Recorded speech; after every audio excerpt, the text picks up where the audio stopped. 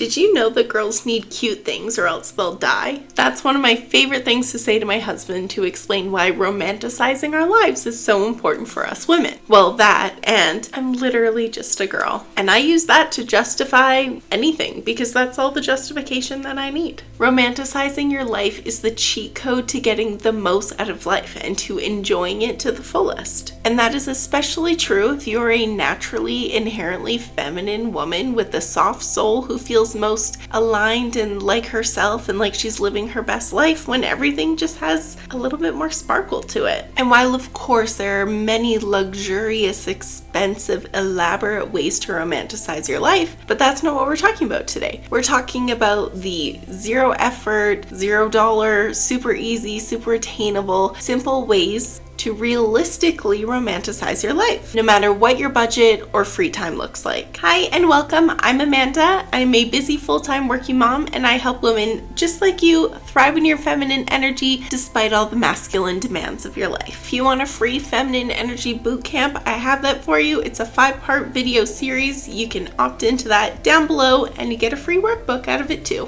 So today we're just gonna dive in because the concept of romanticizing your life is a pretty simple one. All you need to do is think of tiny little micro ways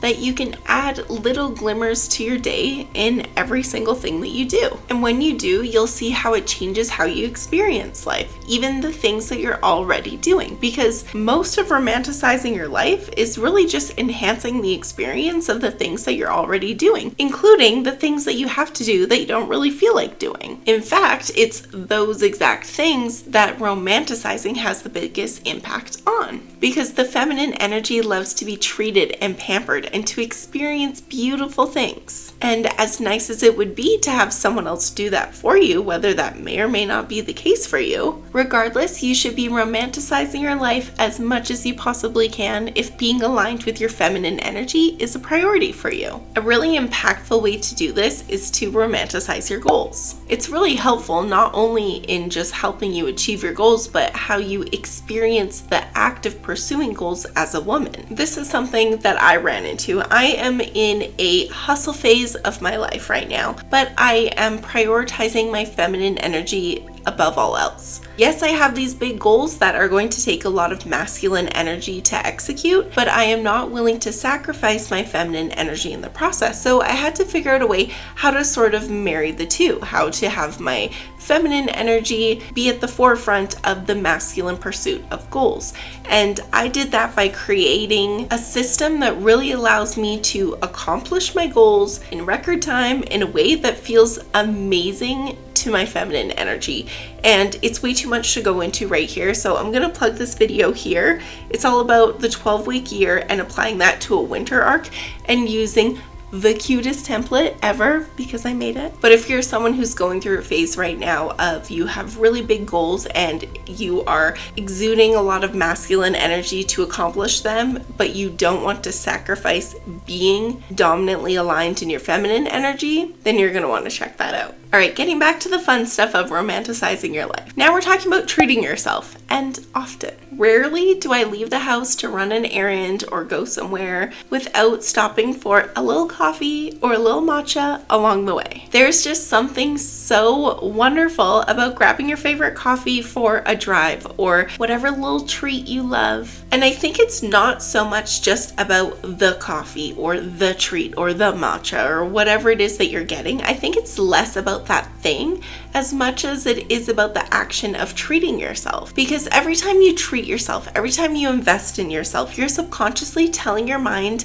I value you, I cherish you, here's a treat for you. And when you're going about your life in that way and treating yourself in that way, it really does feel a little magical and sparkly. And of course, that doesn't mean that you have to go out and actually purchase a coffee or purchase a treat or whatever. You would get the same effect by taking some time to bake something wonderful and treating yourself to that. Or teaching yourself how to make your favorite latte at home and giving yourself an extra 10 minutes before you leave the house to make that to bring with you. And in my opinion, the more mundane mundane of a task, the more impactful romanticizing that experience will be. Other ways to treat yourself are to buy yourself flowers when you're stopping at the grocery store, or investing in new linens or sheets, or buying new cute pajamas. Even if you have a short evening routine and you're just taking a quick shower, you can buy some of those shower steamers and use those to enhance the experience. Use some nice lotion on your skin and take an extra minute to really rub it in and to give yourself almost a massage as you're applying it. Tip 2 is how to romanticize your chores and the things that you have to do that you don't really enjoy doing. You can romanticize mundane tasks by creating a motivating and feminine aligned environment.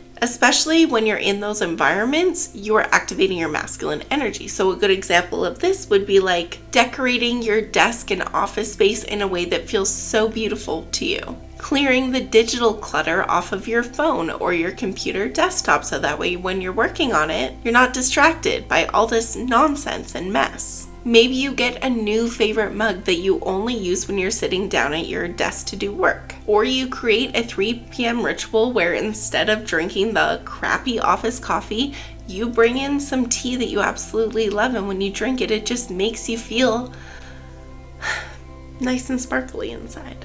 Play music and dance while you cook dinner. Learn how to make your favorite coffee at home. Give yourself a little bit of extra time in the morning to make it and slowly luxuriate on sipping that during your morning commute rather than slurping the boring drip coffee that burns your throat as it goes down as you're rushing to get ready to leave in the morning. Make a playlist or find a podcast that really uplifts you in the morning to listen to while you're getting ready. Light a candle or turn on a diffuser with essential oils while you're working if you work from home. Or something I do every day when we get home after picking my kids up from school, we light a candle, and it's just this almost like symbolic moment of we're at home, we're at our safe place, this is where we're cozy, and I'm romanticizing the crazy afternoon with my kiddos right after they get home with a candle. It's a tiny little thing. It's not going to change your life, but it's a little way to romanticize it and to make it more enjoyable and fun. On that note, light candles for dinner. Pro tip, lighting a candle in any room at any given moment, regardless of what you're doing,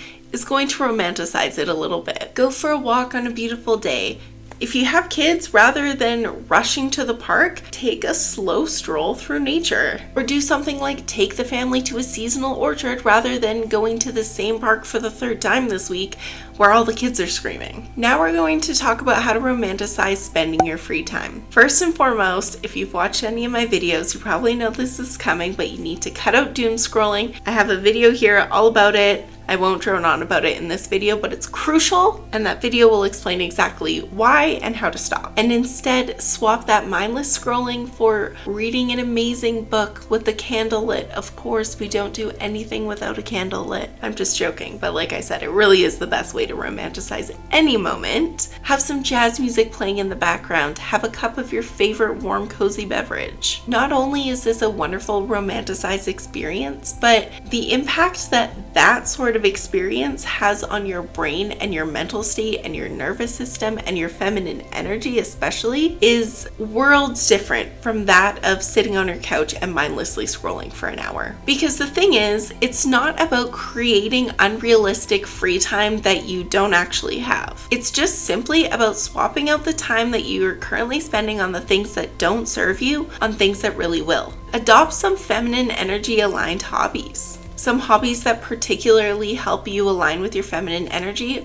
are things like exercise, like bar, Pilates, yoga, dancing, walking outside. On that note, anything outside, just spending time outside will help align you with your feminine energy. Other feminine energy aligned hobbies would be things like reading, doing something methodical with your hands like knitting or crochet, adult coloring, painting, pampering yourself at home, or out, go for a massage, get a pedicure. I actually happen to have a video all about feminine energy hobbies as well. I want to share now that romanticizing your life can actually be pretty hard if you're experiencing a lack of peace or safety in your life. And that is not to be discounted. I completely acknowledge the fact that romanticizing your life is a very light and fluffy thing. It's what I would refer to as the icing on the cake. Romanticizing your life won't fix any of the deep deep-rooted issues that you're experiencing. So if you don't feel safe or at peace with the conditions of your life, your relationships, or your health, mental or physical, things like your nervous system or emotional regulation are just not where they need to be in order for you to feel at peace or safety in your life. These romanticizing tips, they will help. They will feel nice in the moment, but they are very surface level. And in order to feel real change in your life, you must first heal the deep stuff first. And one of the biggest areas where we see this is as women, when we are operating way too much in our masculine energy, when we're just doing,